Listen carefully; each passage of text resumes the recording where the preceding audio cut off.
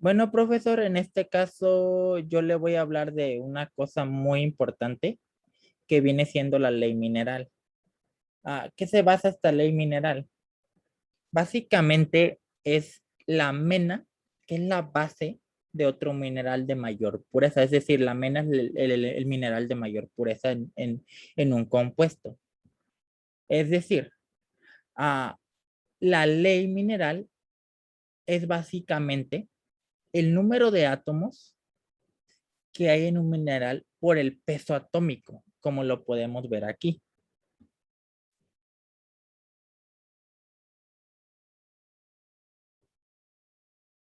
En este caso, pues ya lo podemos ver ahí, ¿no? Ah, el CO3, que es la fórmula química de la cederita, es decir, el cobalto tiene tres átomos en esta fórmula. Es decir, su peso atómico es de 58.3. ¿De dónde sale este 3?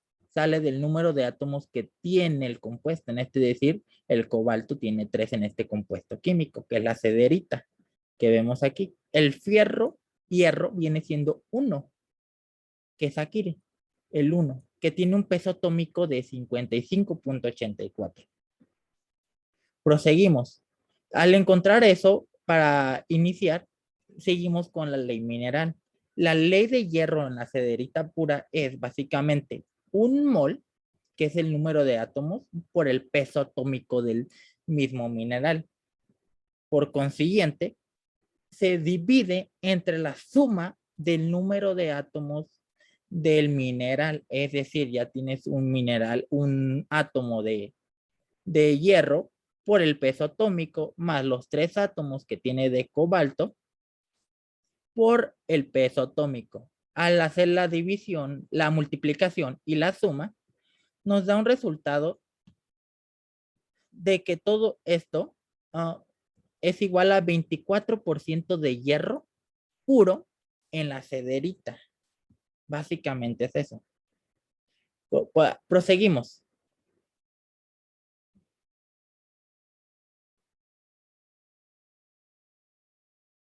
¿Qué sigue? Otro ejemplo, la cerudita.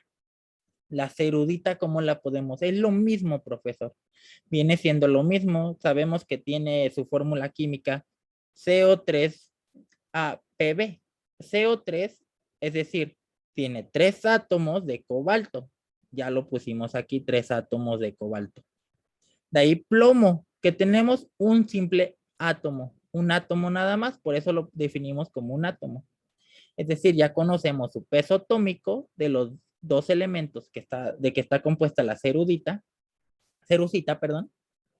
De ahí sigue a calcular la ley mineral, es decir, la ley de plomo de la cerurita de forma más pura.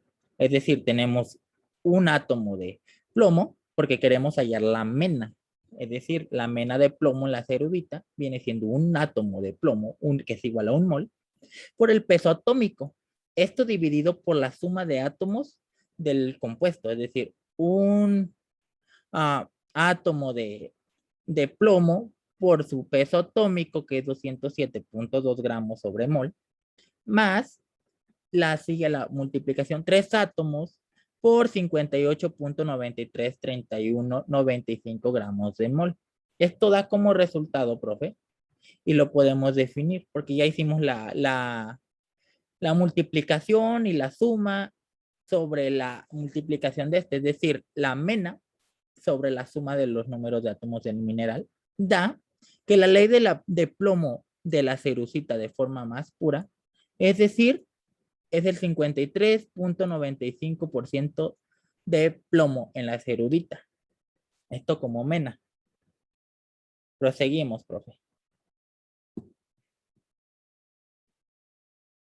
Sigo con otro ejemplo, no sé, uno un poco más complejo, pongamos. A ver, este que tiene 3 átomos. Queremos hallar la mena de cobalto, es decir, este. Sabemos, por consiguiente, que ya sabemos cómo sacar una fórmula química y todo esto, ¿no? Es decir, tenemos de arsénico un átomo, de azufre otro átomo, que es 1.